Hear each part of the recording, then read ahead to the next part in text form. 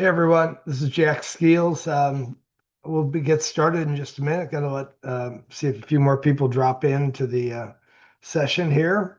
Thanks for arriving, and we'll start in about 2 or 3 minutes. Thanks.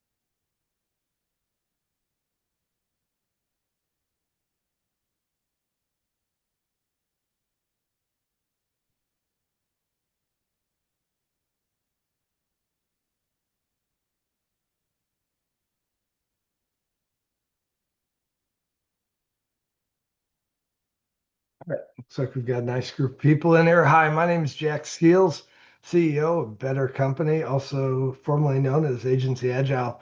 Um, Going to be presenting today a presentation. I built this with AI. Just thought it'd be fun to do and try. And I'm not sure that I'm totally into this tool. It's called Gamma.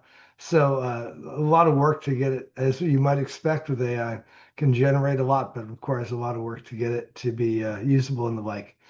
Today's presentation, oh, I think do need to turn on the recording. No, it is recording, I believe. Yep. Yeah, I think we do have the recording going. Um, Today's presentation is really on some of the themes that I've had in conversations around um, what's going to happen, what needs to happen to agencies. And I'm going to show you a very specific example of a thing we're doing today with agencies. We're just launching in conjunction with Tomorrow Today, which is an AI consultancy built by a couple agency folks who are good friends and former clients of mine and the like. So um, let's see, and we're going to have the recording available. We'll send it out afterwards. And if you're watching this on the recording, sorry you weren't able to join us during the original session. If you do have questions, please do just um, put them in you can drop them into the chat, or actually the um, raising your hand can work well. I can fit everyone. I can fit everyone into the panel, into the visitor panel, so I can see everyone. So you want to raise your hand, probably an easier way to drop a question in. And I can actually, in this small session, I can turn your mic on. So you actually get to hear your voice. Anyways, without any further ado, here we go. Know your agency isn't going away. And the key ideas here are to actually understand what AI is, and really what are the moves you have to make in an agency to be able to adapt yourself to the new terrain, and it is a new terrain. Um, Boom, there we go. There. Now, the important thing is there's an illusion of agency sort of supremacy. In others, everything an agency does is valuable. Hang on a sec. Boom. Everything an agency does is valuable and therefore should be charged for, and that kind of thing. That illusion was already breaking. Okay. And we saw this with in-housing and offshoring and different forms of commoditization. But AI is forcing a massive reconsidering of commoditization and really what part of the agency model contributes value. Okay. Where does value come from? And that is in fact the part that we want to save inside of an agency. I used to advance. I do want to spend a few minutes, just a minute or two, on rhetorical AI. Now, you've heard of AI. Of course, AI is a broader term than most people know. Rhetorical AI is what we get from chat GPTs and AI agents these days. And it's based around several ideas about how to create good sounding or good looking content. And this is a different problem, right? This is a different problem than actually having intelligence. It's how to take things that are collected and regurgitate them back, largely in terms of trope. I've got a couple LinkedIn articles that I've done on this and more on my site, jackskills.com, where I talk about the very, very bizarre nature of this technology and the like. But what it does mean, and a very important idea, is that it doesn't really know anything. And it's very good at combining what you could think of as tropes or rhetorical flourishes and the like. And it's far better at that than often it is at actually doing something smart and the like, as this deck evidences actually. So we see it being able to produce a lot of content inside of agencies.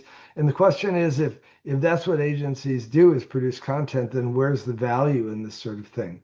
Now, Sam Altman had said that it's going to destroy agencies. It won't destroy agencies, but it actually is an opportunity for us to rethink how we operate as agencies and where the value proposition is. And I'll tell you, judgment is exactly where the value proposition exists. The reason in-house agencies would only get so far with a client is it was very hard to build the judgment function. You might be able to lasso a great creative director or ECD, but any given agency has way more power in that zone, in that role, and actually has far better ability to come up with innovative and inspired creative than most in-house agencies do. Not that they can't be successful, they can, absolutely. But this is that difference, the difference between the raw, um, if you will, content productive activity and actually the judgment function.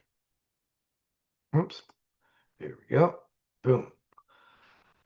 More content doesn't mean clarity. One of the things I like to say actually about AI is AI can tell you, today's AI, rhetorical AI, can tell you all about Paris, but it doesn't know what Paris is. Okay? It doesn't know what it is to be in Paris. It can tell you what other people have said about Paris. It can pretend that it knows what Paris is like, but it doesn't actually know. It does not have worldview ability. It just has the ability to essentially re-encapsulate things that have been said before and present them in a different or better way. It does it very quickly, faster ideas. So you get more, you don't get more clarity, you do get more ambiguity. And that introduces, and by the way, there's a great guy, gosh, I'm forgetting his name. Last name is Jones. On YouTube, he does a bunch of stuff on AI. And he did a great piece the other day on essentially how AI moves the bottleneck. The bottleneck used to be this problem of the where's all the cost? The cost is in creating the ideas. And and in fact, I'll tell you about a case study in just a moment where cost was not only creating the ideas but packaging the ideas. Okay, and the actual judgment component actually was a lot smaller than the sum of all those things. But the new bottleneck, the thing that slows down the process, okay, it used to be creating the content. Hey, it's going to take us 4 weeks to do a couple treatments of that. The creating stuff is a lot, gets compressed dramatically from 2 weeks to 1 day or something. But the other part, the judging, actually, there's more stress on it. It becomes the new bottleneck. And to show you sort of the way to think about this, the one I like because I've built houses before back in the day. Um, there's always this measure twice, cut once. Okay, and that's the scarcity of a piece of lumber. It's like we don't want to waste lumber because the lumber is expensive, and we don't want to waste our time cutting boards if we're not cutting them the right way. The new paradigm is cut a bunch of boards and choose which one fits best. Okay, don't even measure. Okay, that's the opportunity because the AI equivalent of a board or a piece of lumber is ridiculously cheap. Okay, we don't need to think about what we're doing, plan it out and think about it, just generate some stuff and see what it looks like. This happened in digital photography. There are numerous fields where this happened in, but as for movie makers, as digital photography, and even personally on our phones, we take pictures of everything. How many of those do you ever really use? Very, very few. Okay.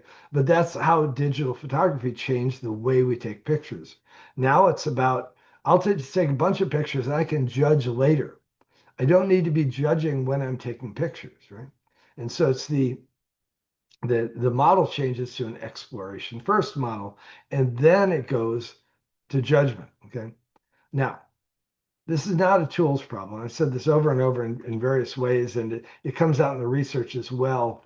Um, what happens when organizations adopt tools and don't change the other pieces that affect judgment quality, judgment velocity, all the other forms of judgment? By there are like 11 forms of judgment, by the way, decision loops, incentives, all that kind of thing. Um, Essentially, when those things don't scale to match, you don't get results from AI. You get lackluster results. One of our, oh, there it is right there. Is it? Oh, yeah, there's a dinosaur looking at an Apple Watch, right? A dinosaur has no idea how to use that tool. Thank you, Dave Foster.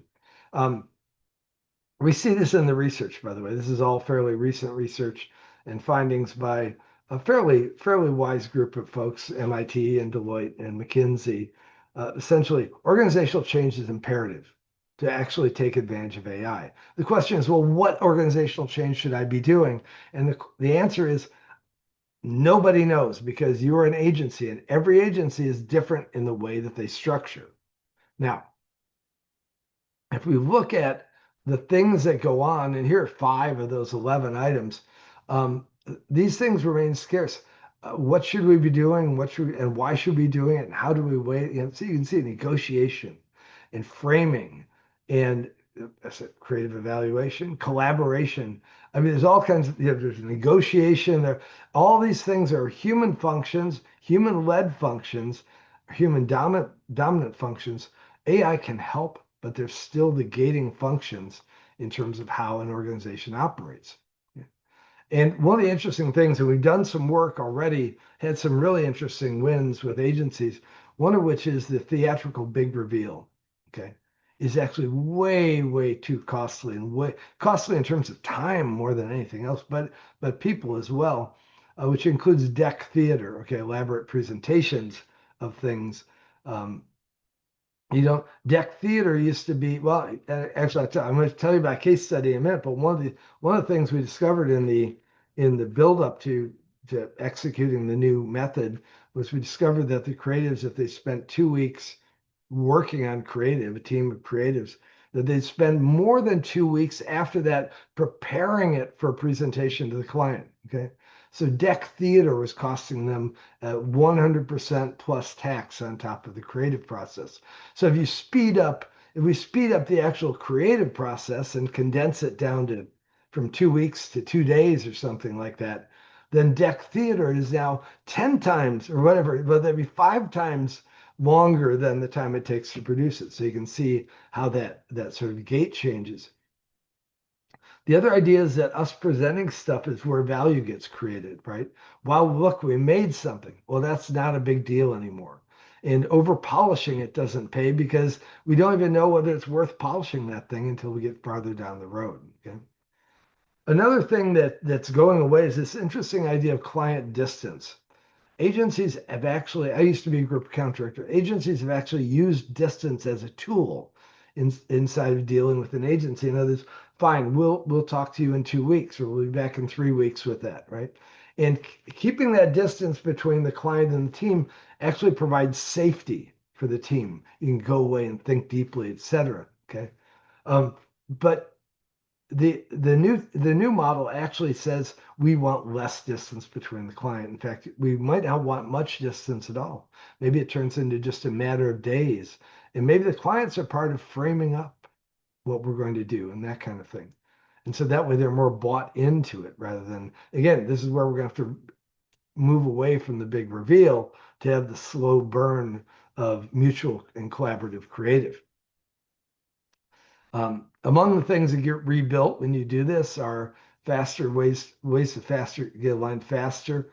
How do we hand off judgment and shared judgment? How do we create more cross-functional team autonomy so the team can actually make judgment decisions very quickly?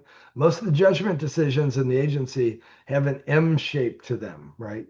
As it goes up the ladder, down the ladder, up the ladder, down the ladder kind of thing. Okay. And essentially how we adjust our rituals. How do we meet and how do we decide and how do we go through decision making? Like all these things, these are just examples of things you want to retweak and you can get some cool results. Okay. Now here's a case study. Unfortunately, I can't name the organization. Our sponsor on the client side actually moved, and so don't have the ability to get that. But worked with a um, holding company agency and a large sort of global 50 client and the like. But we took an 8-person squad and got rid of formal presentations.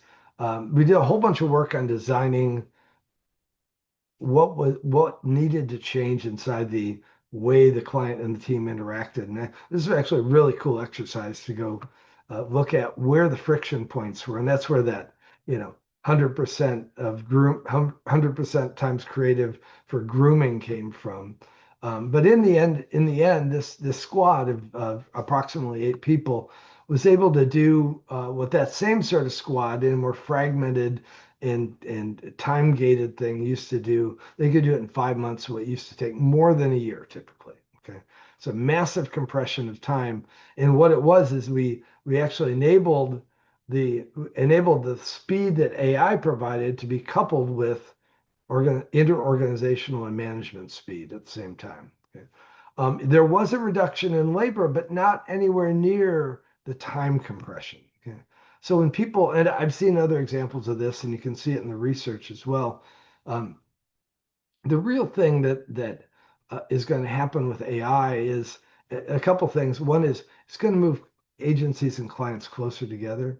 It's also going to make the work happen faster, and that is that the span time from we need something to we have something or it's implemented is going to shrink dramatically, which is a real plus in that way. Now, the I'll show you an example of what it takes to go do this because this is what I've been working on with Tomorrow Today, crafting a model, and we're actually going to be rolling this out. So if you're interested or you know anyone who's interested in doing this, let us know. We're going to go easy on the pricing to get a couple cycles on it in a more formal way. Um, the idea is that in the way to really make change inside, and this again, there's research on broader industry research that shows this is what works. The way to do this is actually to have what we call a disruption squad. And this is to build a small version of what we call pods historically in agency agile, but that essentially semi-autonomous team, cross-disciplinary and the like. And I'll show you a little bit more about that. But essentially, this team will operate with some tuning in a mode of how do we do this as fast as possible in conjunction with a set of clients and the like. Okay.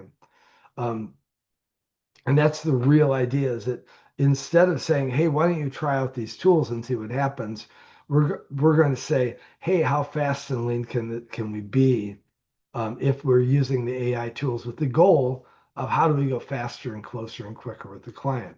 Yeah, this is a real client thing. This is not a pilot. You could call it a pilot, but a pilot sounds like, well, maybe it'll go away. This is something you'll want to work this way after you get done doing it. Um, 5 to 8 people, 1 to 5 clients. Um, essentially, they'll own delivery for those 1 to 5 clients and the like. Okay. It's a working operating model, and you're going to essentially come up with these sort of answers. How are you going to change your agency client relationship? Again, all of these change based on the type of work you do with the client, the type of clients you work with, the mix of disciplines that you use, the timing and sequence and cadence of the work you do for that client. So, and what the client organization looks like, there are all kinds of considerations that go into shaping this. Basically, the way it works is two tracks in parallel. One of which is that you need a platform. Platform is a key element. Is having a nice consolidated toolkit platform to actually run this squad off of, And then the second part is what is the interaction model and the sort of framework within the squad works in. And so those two tracks run in parallel for about 30 days. And then after that, for the next through the next 90 days, that squad runs. Okay. It does its thing, and we get to see how it operates and how fast things go and get to find out how the clients think about it. Um, 90 days, and you know what it's really doing, and you'll probably keep on doing it as well. It can be a template then for the rest of the organization.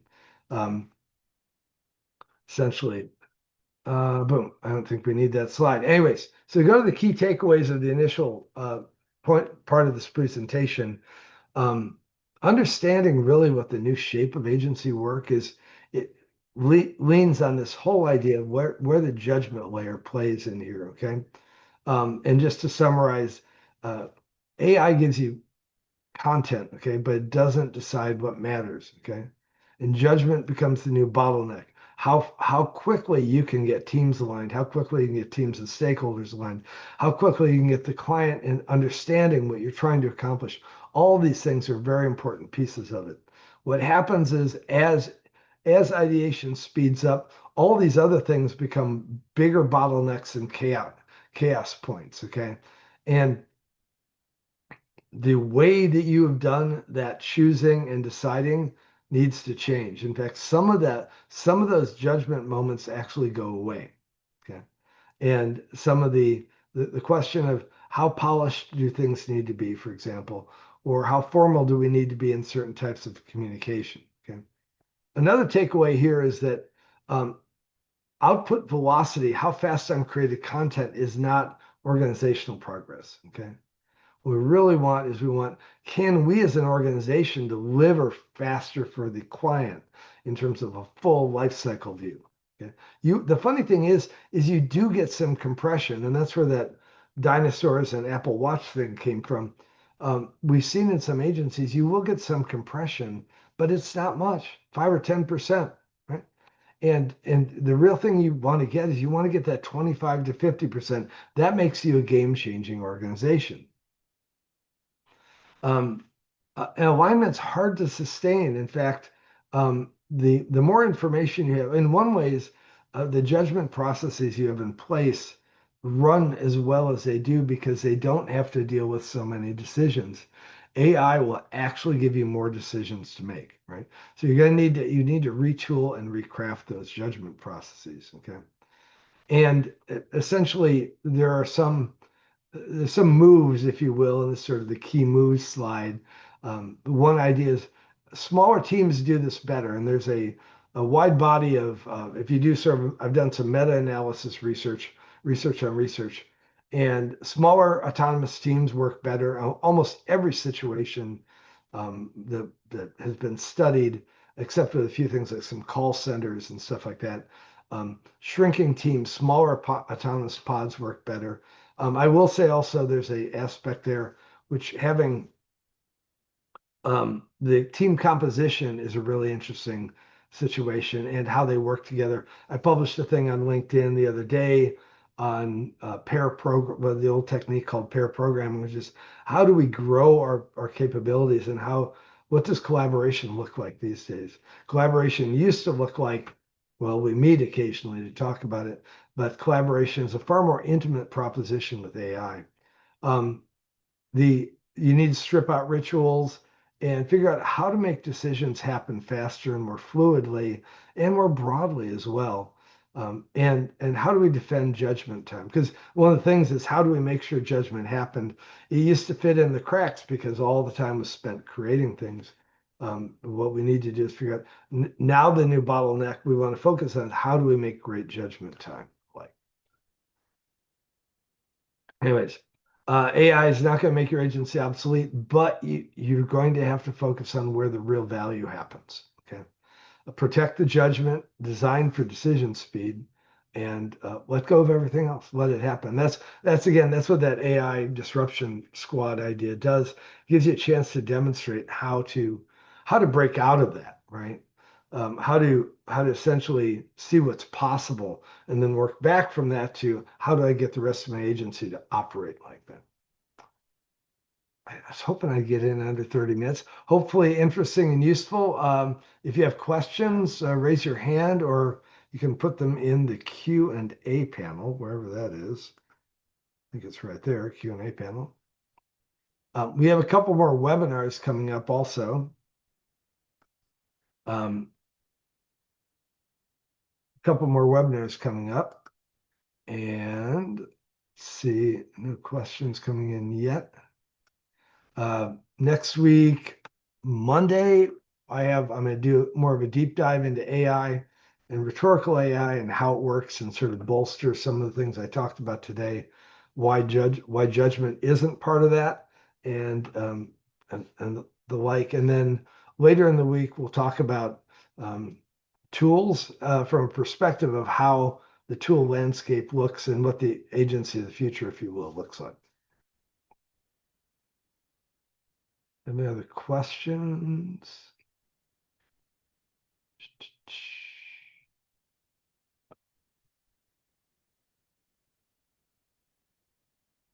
But okay, so anonymous attendee says, "Hey, I may have missed this as I jumped in late, but how are you explaining the judgment time to clients?" Yeah, so the one of the things that you need to do is have a conversation. We found this to be incredibly effective. Have a conversation with the client about how decisions are made. We did in the case study I gave. We spent like a good hour and a half workshop talking with the client about what works and doesn't work in their decision process and the agency decision process. It's a derivative of a workshop that I've used for years under the agency agile label, but now Better Company. But it needs to be not an explaining, but a co-creating, right? In other words, you're going to need to bring up and say, hey, we want to do this better and we want you to do it better with us. One of the points I didn't mention, which you also bring up that way, is you can't do this.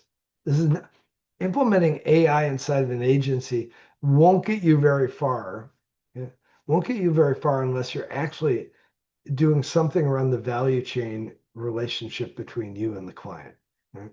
And so really incumbent that and it's a survival move as well, which is you want to be getting more deeply involved with the client because they're able to go replace some of your creation function on their own. So the question is, what are you good for? Occasional judgment? Maybe I'll produce all the stuff and send it to you for you to judge it, right? And so there's all kinds of disintermediation going on. So agencies need to, and I'll talk about this in the Wednesday webinar next week. How agencies need to climb up that value chain, okay, and actually reshape their relationship with the client. Great question. Other questions? No, cool. Hey, thank you very much for joining. We'll send out an email with the recording link as well, and hope to see you in one of the future webinars. Take care.